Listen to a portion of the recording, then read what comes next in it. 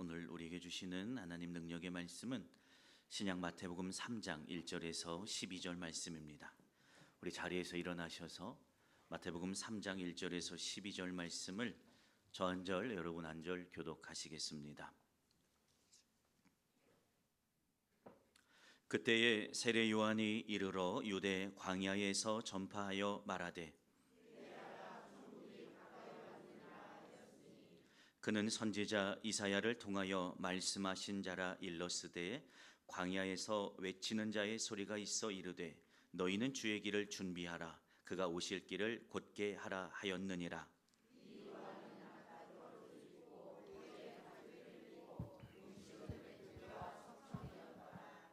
이때에 예루살렘과 온 유대와 요단강 사방에서 다 그에게 나와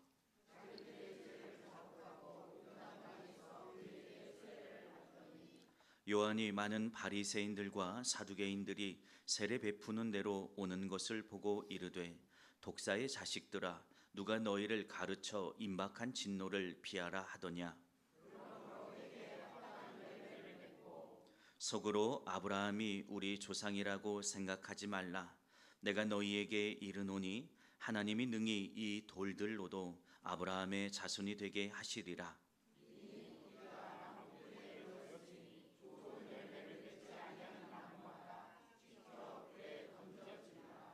나는 너희로 회개하게 하기 위하여 물로 세례를 베풀거니와 내 뒤에 오시는 이는 나보다 능력이 많으시니 나는 그의 신을 들기도 감당하지 못하겠노라. 그는 성령과 불로 너희에게 세례를 베푸실 것이요 자기의 타작마당을 정하게 하사 알곡은 모아 곳간에 들이고 죽정이는 꺼지지 않는 불에 태우시리라. 아멘. 대림절 2주를 밝히는 초가 우리 2개가 밝아졌죠. 이제 우리 사주 4개가 밝혀지고 마지막에 이제 가운데 있는 흰색 초가 밝혀지는 것이 이제 성탄이 되겠습니다. 두 번째 주, 그래서 원래는 정확히 하면 이제 보라색의 채도가 조금씩 변하는데 뭐 그렇게까지는 하지 않고 두 번째 초는 어쨌든 회개와 평화를 상징합니다. 오늘 주님이 이 절기 가운데 새롭게 오셔서 영원한 왕이 되어서 주가 다스려 주셔서 오늘도 우리의 삶에 새로운 평화가 회복됨을 경험하는 우리 모두의 예배가 되기를 주님의 이름으로 축원합니다. 평화는 다른 곳에 있지 않아요. 주님이 내 삶에 오셔서 주인 되어 주시면 평화가 시작돼요. 오늘도 그분이 우리의 인생 가운데 오셔서 다스리도록 내 삶의 주도권을 그분의 왕되심을 인정하여 내어드리면 그 즉시로 그곳에서 새로운 평화가 시작되는 것을 믿기를 주님의 이름으로 축원합니다. 대림절기를 우리가 맞이하면서 예수 그리스도의 오심을 정말 그 누구보다 간절히 기다리고 준비했던 사람이 누구일까요? 뭐 성서에 많은 인물들이 있겠습니다만 누구보다 간절히 기다리고 준비했던 자는 바로 세례 요한입니다. 세례 요한이 올 당시에 이스라엘 유대의 모습은요, 생명을 잃었습니다. 그들이 하나님의 백성인데요, 하나님을 놓쳤어요. 그래서 그들 안에 하나님으로 인한 생명이 없었어요. 또 율법이 그들이 섬기고 주인된 하나님의 자리를 대신합니다. 그러는 가운데 그들은 종교적 행위에서 나의 신앙의 만족을 찾아요. 하나님만이 나의 만족이 아니에요. 내가 했던 율법을 지킨 것들, 종교적 행위가 내 만족이 돼요. 그러는 사이에 그들의 영혼은 점점 말라가고 그들의 생명은 점점 더 소멸하게 됩니다. 어떻게 회복할 수 있을까요? 도무지 어떻게 생명 잃은 그들을 회복할 수 있는 방법이 없어요. 단 하나의 방법이 있어요. 약속하신 그리스도의 오심 밖에는 해결될 수 없었어요. 그래서 요한은 그가 받은 사명의 자리에서 더 간절히 주님을 구합니다.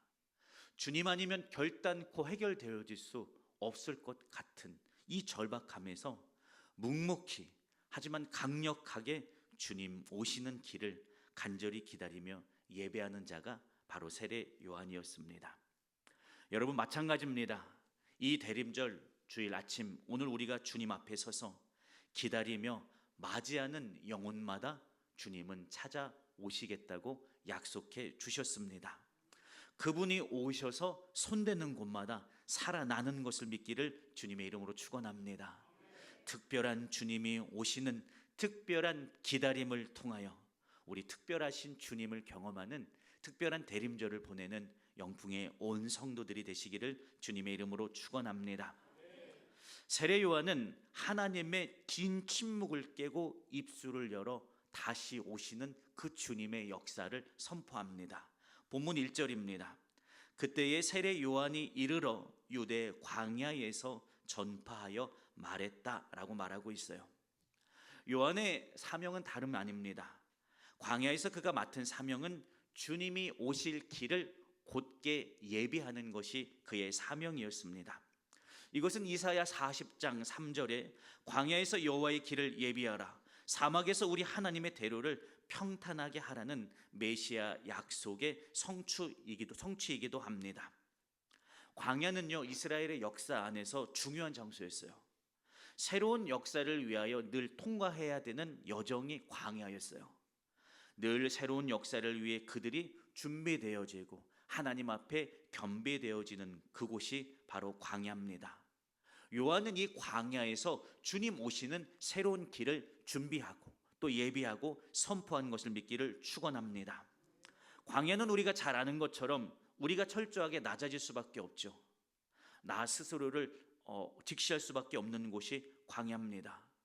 또 광야는요, 오늘 나의 모든 삶, 일거수일투족을 하나님 앞에 온전히 맡길 수밖에 없어요. 그분의 도우심 아니면 한 걸음도 살아가기 어려운 곳이 또 바로 광야입니다. 또 광야는요, 주변의 소음이 사라집니다. 내가 바라봤던 흩었던 시선이요, 한 곳으로 모아질 수밖에 없어요. 바로 하나님께 말입니다. 주변의 소음이 사라지고 하나님의 선명한 음성만 들리는 곳, 그 광야에서 요한은 주님을 기다립니다. 대림절이에요. 연말이죠. 물론 정치고 사회도 연말 분위기를 낼 수 없는 특별한 상황이긴 합니다. 그러나 이 연말의 분주함보다 우리가 더욱더 집중해야 할 건 바로 우리를 주님을 기다리는 광야의 삶으로 세우는 시간이 되기를 축원합니다. 주님 앞에서 내가 철저하게 낮아지는 것, 내 삶에 주님이 유일함이어서 오직 그분 앞에 홀로 외롭게 서는 그 광야, 오늘 나의 삶의 분주함을 내려놓고 주의 음성 듣기 위하여 집중하는 그곳, 여러분의 일상의 골방이기도 하겠고요, 불 꺼진 고요한 성전이 될 수도 있습니다. 오늘 그곳에서, 고요한 곳에서 여러분들 안에 충만함으로 찾아오시는 주님을 기다리는 우리의 대림절의 시간이 될 수 있기를 주님의 이름으로 축원합니다. 요한은 광야에서 선포합니다. 2절입니다. 회개하라, 천국이 가까이 왔느니라 말하고 있어요. 요한의 메시지는요, 회개하라, 그 다음에 천국이 가까이 왔다는 짧고도 분명한 메시지였습니다. 사실 요한이 선포한 이 반복적이고 계속된 이 메시지, 회개하라, 천국이 가까이 왔다라는 이 메시지는요, 이스라엘의 선지자들이 활동한 이래로 계속적으로 한 번도 쉼없이 백성들에게 선포되어진 말씀이에요. 말라기가 마지막 선지자로서 그 마지막까지 외쳤던 말씀, 회개하라, 천국이 가까이 왔느니라 라는 말씀이에요. 오늘 이 말씀은 여전히 우리의 인생에 계속해서 선포되어지고 있습니다. 회개하라, 임박한 하나님의 나라와 다스림, 통치가 가까이 왔음을 우리가 기억하고 다시 주 앞으로 돌이키는 걸음이 되기를 축원합니다. 그런데 선지자들이 말씀을 시작한 이후 말라기 선지자가 마지막으로 이 외침을 외쳤으나 말라기 이후로 400년 동안 하나님은 이스라엘 백성들에게 아무 말씀도 하지 않으셨어요. 그러나 세례 요한은 다시 왜 하나님이 우리에게 말씀하지 않으시지?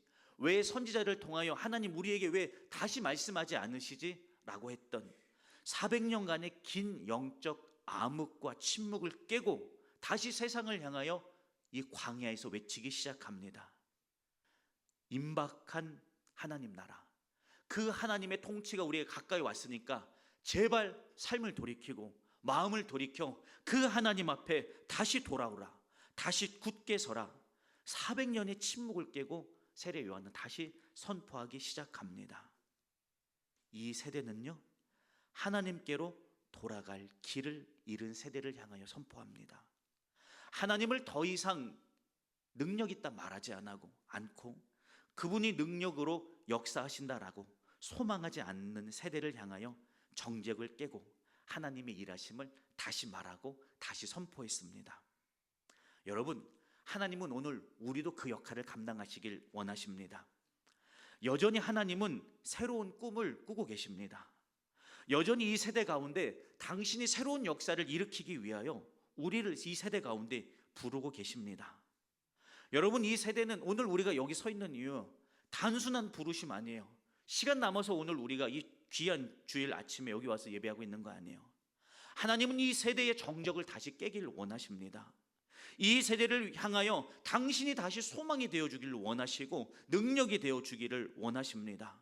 하나님이 그분을 소망하지 않는 세대를 향하여, 그분께 돌아가는 길을 잃은 세대를 향하여 그분이 오늘 여기로 찾아오신다라고 우리 입술을 열어 말하기를 간절히 원하십니다.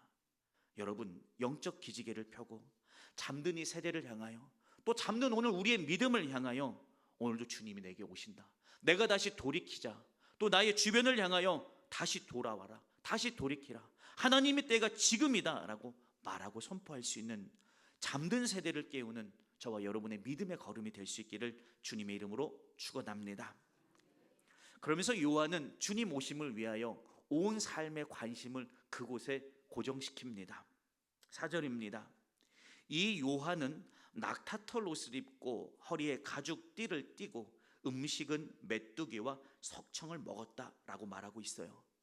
요한이 주님 오심을 준비하는 그의 가장 최고의 행위가 뭐였냐면요, 삶을 단순화시킴에 있었어요. 복잡한 곳에 주님이 오실 수 없어요. 분주한 곳에서 주님의 선명한 음성을 들을 수 없고요, 시끄러운 곳에서 주님이 내가 뭐라고 말씀하시는지 들을 수 없어요. 요한은요, 주님이 내 삶에 오시도록, 이 세대 가운데 오시도록 그가 한 일은 삶을 간소하게 만들었어요. 단순하게 만들었습니다. 그의 의복은 뭡니까? 늘 단 하나였어요. 낙타털로 만들어진 헐렁한 옷에 염소나 양의 가죽으로 끈을 만들어서 허리로 둘레를 고정시킨 옷이었어요. 이 옷은 보통 광야에서 가난한 자들, 또 광야의 순례자들이 입는 옷이었어요. 그가 옷을 선택하고 어떤 것을 입어서 나를 치장할까의 생각을 두지 않았어요. 그는 단순한 것을 입고선 광야에서 늘 그 자리에서 내가 그것을 위해 쓰는 시간도 주님을 기다리는 시간으로 그가 사용한 것을 우리는 기억해야 합니다. 우리가 늘 낙타 단벌만 입고 살 수는 없어요. 그러나 그 시간도 절약하여 그의 신앙의 목적이요 삶의 목적을 위하여 그 시간도 그는 사용했습니다. 또 그가 먹는 것은요, 메뚜기와 석청을 먹었어요. 광야에서 쉽게 구할 수 있는 것이 메뚜기와 석청이었어요. 석청은 이제 야생의 꿀인데 벌이 모아준 꿀, 돌 사이에 있는 꿀도 해당하고요. 그 다음에 나무에서 나오는 달콤한 수액도 이 석청이라고 원어에 보면 같이 표현했어요. 그것이랑 메뚜기를 먹었어요. 메뚜기는 당시에 가난한 사람들이 먹는 음식이었고 절제와 가난과 참회를 상징하는 음식이었어요. 요한은 음식을 탐하지 않았어요. 그리고 배부르도록 하지도 않았어요. 내가 나의 생명 연장을 위하여 최소한의 것을 가지고 그 이외의 모든 열정과 에너지는요, 주님이 자신의 삶에 오도록, 내가 그분 앞에 합당한 신앙인으로 서도록 그것에 온 삶을 집중했습니다. 우리가 사실 이 현대에서 그러기는 쉽지 않죠. 그러나 이 결을 가질 수는 있어요. 세례 요한은 그리스도의 오심을 위해서요, 나의 삶을 구별했어요. 우리도 생각할 수 있어요. 이 거룩한 주일 휴일에 나의 삶을 하나님을 위하여 구별하지 않습니까? 라고 말할 수 있어요. 물론 맞아요. 물론 합당하고요. 물론 너무나 잘한 일이에요. 근데 오늘 우리의 삶의 구별은요, 거기에만 머물러 있을 때가 많이 있어요. 그리스도의 오심을 위한 나의 삶에 그가 주인 되시길 원한 우리의 구별은요, 우리의 일상으로 향해져야 합니다. 예배 시간뿐만 아니라 오늘 내가 서 있는 그 장소도 구별되어야 해요. 내가 입는 옷도 구별되어야 해요. 먹는 음식도 구별되어야 해요. 요한은 그러했어요.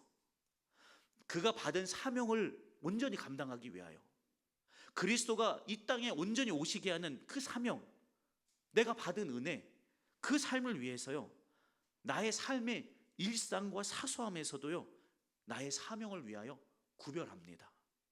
내가 할 수 있어요. 내가 먹을 수 있고요, 내가 선택할 수 있고요, 내가 그 길에 가서 설 수 있어요. 그러나 주님을 위하여 하는 것도 헌신인데요, 주님을 위하여 내가 마땅히 할 수 있는 것을 하지 않는 것도 헌신이에요.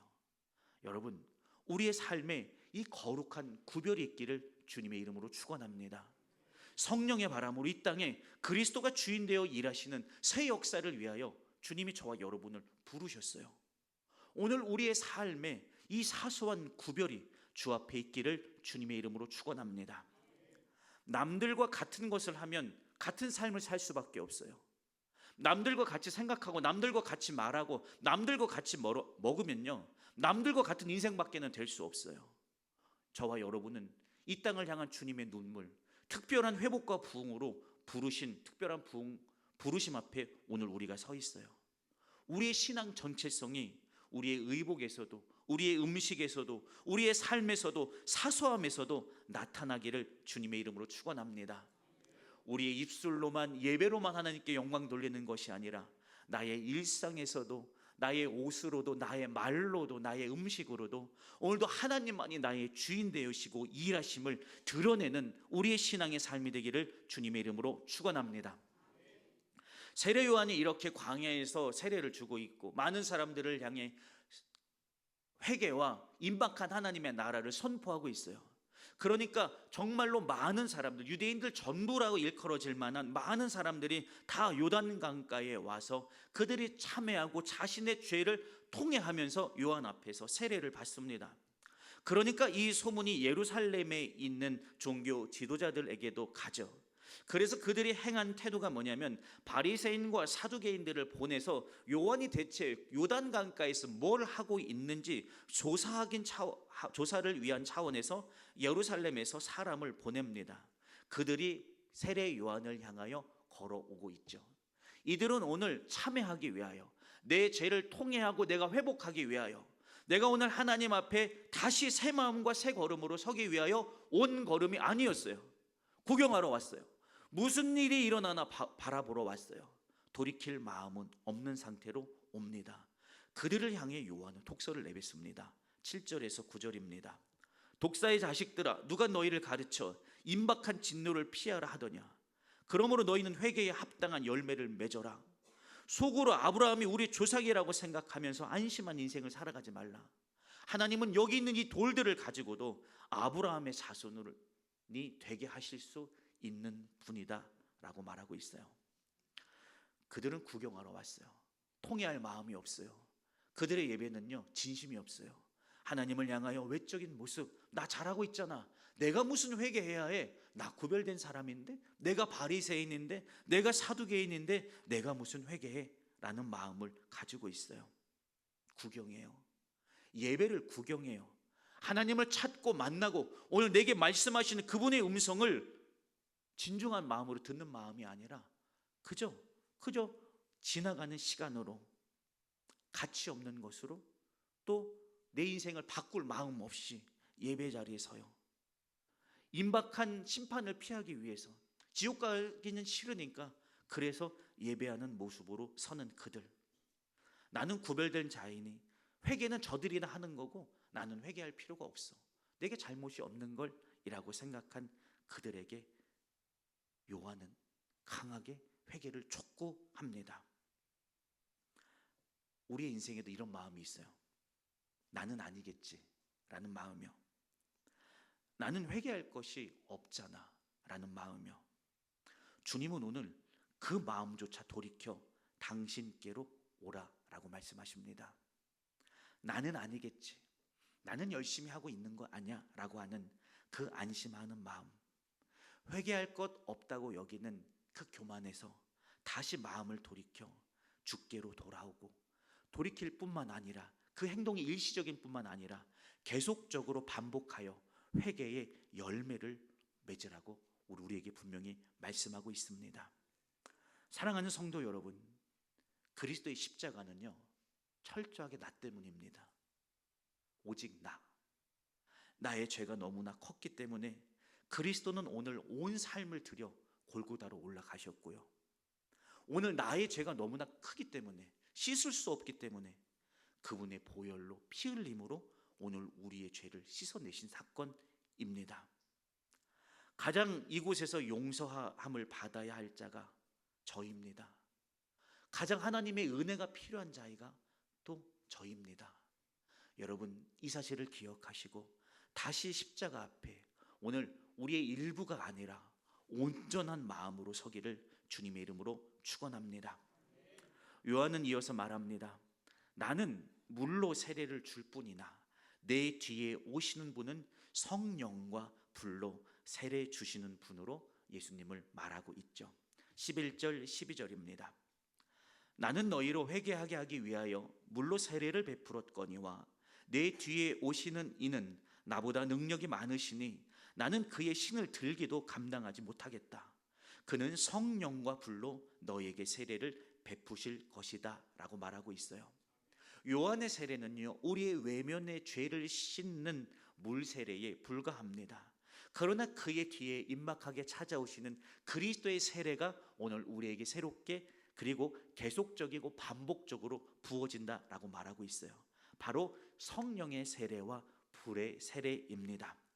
여러분, 성령의 세례는 왜 필요합니까? 오늘 우리가 회복할 힘이, 내가 다시 주께로 돌이킬 능력이 오늘 내 안에 없어요. 내가 회복하고 싶지만 나는 주저앉아 있어요. 내가 뭔가 저리로 가야 하지만 오늘 내게 힘이 없는 걸요. 그러나 성령이 우리에게 임하시면 우리의 무릎이 다시 일으켜져서 주를 향하여 믿음으로 걸어가게 돼요. 기도의 자리에 설 수 없었던 그런 내가 다시 그 자리에 애써 능력으로 주님을 외쳐 부르게 된다니까요. 성령은 오늘 우리를 전혀 새롭게 바꾸시는 하나님의 강력한 힘인 것을 믿기를 축원합니다. 오늘 예배하는 우리에게 또 대림절을 간절히 기다림으로 보내는 우리에게 성령의 충만한 세례가 우리의 머리끝부터 발끝까지 온전히 우리를 지배하기를 주님의 이름으로 축원합니다. 다시 회복해 어떻게 해야 될지 몰랐고, 다시 내가 어떻게 기도의 끈을 붙들어야 할지 모르고, 다시 내가 하나님과 돌아가려고 보니까 너무나 멀어져서 어떻게 돌아가야 할지 모르는 나의 삶에 다시 돌아갈 수 있는 지혜를 주시고 힘을 주시고 능력을 주시는 게 성령이에요. 길을 찾지 못하던 우리에게 주님이 그냥 오세요. 성령으로 오셔서 길이 아니라 내가 오늘 너희가 함께 하겠다라고 말씀해 주시는 성령이 오늘 저와 여러분에게 부어지고 있음을 믿기를 축원합니다. 불세례가 우리에게 임합니다. 불세례가 왜 필요합니까? 우리에게 죄가 있어요. 아무리 고백하고 자백해도 씻어지지 않았던 나의 죄, 과거의 감정들, 지금도 내 안에서 솟아나고 있는 그런 감정들이 있어요. 억누르고 싶어요. 하나님 앞에 날마다 회개하고 싶은데 회개하는데도 내 안에 사라지지 않는 감정들이 있어요. 주님, 나의 죄가를 도말하소서. 수없이 그분 앞에 내려놓고 회개했어요. 그러나 십자가에서 돌아서면 다시 살아나고 어느덧 다시 내 온 마음을 덮고 있는 그 죄와 마주할 때가 우리 얼마나 많아요. 그러나 그런 우리에게 주님은 오늘 불세례를 주세요. 하나님의 은혜, 그 강력한 불로 우리의 죄와 연약함을 나로서는 계속해서 씻어내고 계속해서 뽑아내도 사라지지 않았던 그 죄의 씨앗이, 그 뿌리가 오늘 성령의 불로 태워져요. 없어지지 않았던, 없어지지 않을 것 같았던 그 죄의 욕망이, 그 감정이 오늘 성령의 불이 내게 부어지니까 그 불로 나의 연약함이 태워져요. 그래서 우리가 정결하게 바뀌어요. 그래서 죄 없는 자로 세워져요. 내가 죄를 버린 게 아니에요. 내가 죄를 내가 씻은 게 아니에요. 오늘 성령의 불이 임하여 내 안에 있는 죄의 불이, 나의 연약함이 그 불로 다 살라지는 것을 믿기를 축원합니다. 결론입니다. 주님이 오십니다. 이 절기에 성령과 불로 새롭게 오십니다. 여러분, 그 주님 앞에 길을 만듭시다. 내가 주님께 나아가는 길, 그리고 주님이 오늘 나에게 오는 그 길 말입니다. 이 대림절 2024년 이제 마지막 달이잖아요. 한 번 더 예배했으면 좋겠어요. 한 번 더 기도의 자리에 서고, 한 번 더 말씀을 펴고, 그것도 어려우면 신앙 서적을 내가 한 번 더 읽고, 그래서 주님이 내게 오시는 길을, 내가 오늘 주님께 나아가는 그 길을 성령이 내게 부어지고 그 불이 나를 살르는 그 역사가 부어지는 자리에 한 걸음 더 가까이 서기를 주님의 이름으로 축원합니다. 돌이키십시오. 이 삶이 돌이키십시오. 교회에 와서만 돌이키는 게 아니라 나의 일상의 모습을 주님께 돌이키십시오. 나의 의복에서도 음식에서도 내가 서 있는 그 자리도 내가 돌이키십시오. 그래서 하나님 앞에 온전히 서는 이 대림절기가 되기를 축원합니다. 그리고 구하십시오. 주님, 오늘 내게 성령을 주시옵소서.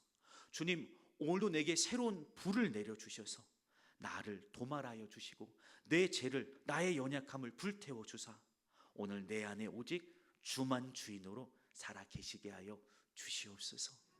오늘도 그 주님을 구함으로 그 주님을 그 이전의 어느 때보다 더 가까이에서 더 충만함으로 맞이하는 귀한 이 대림절기를 보내는 저와 여러분들 되셔서 날마다 우리의 삶에 오시는 주님, 날마다 우리의 삶에 오시는 사랑하는 아들아, 사랑하는 내 딸아, 오늘도 내가 여기 있고 내가 오늘 너와 함께하고 있다, 그 사실로 인하여 충만한 감격을 경험하는 영풍의 온 믿음의 성도들 다 되시기를 주님의 이름으로 축원합니다.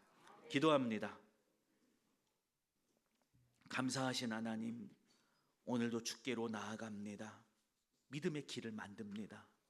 요한은 주님이 이 세대 가운데 오기 위하여 그의 온 삶을 들여 믿음으로 나아간 것을 말씀을 통하여 나누었습니다. 하나님, 오늘 우리도 주께로 나아갑니다.